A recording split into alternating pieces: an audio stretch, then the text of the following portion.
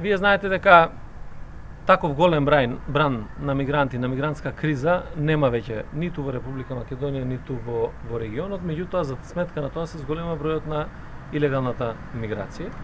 Споредено со минатата година и ова година имаме зголемување на обидите за илегален премин на границата на Република Македонија со Грција.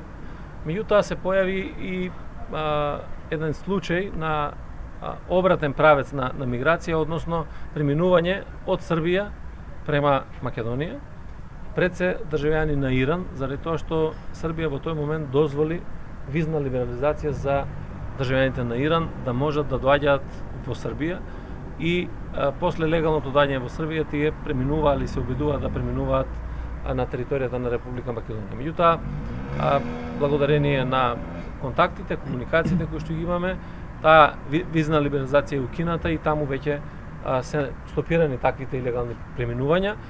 Можам да кажам дека во последните 2 недели имаме драстичен пад веќе на обидите за преминување на границата илегална.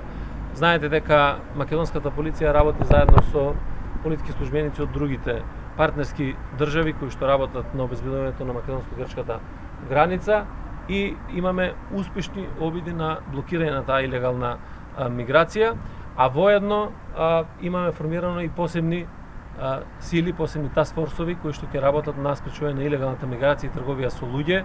Тие започнаа во сите региони на Република Македонија и имаме конкретни веќе податоци, конкретни акции кои што се спроведени врз основа на ова наша стратегија за борбата со миграцијата. Инаку миграцијата ќе биде еден од перманентните проблеми, не само за Македонија, туку за регионот. Тероризмот, миграцијата и сајбер безбедноста се следните предизвици на глобално ниво во светот.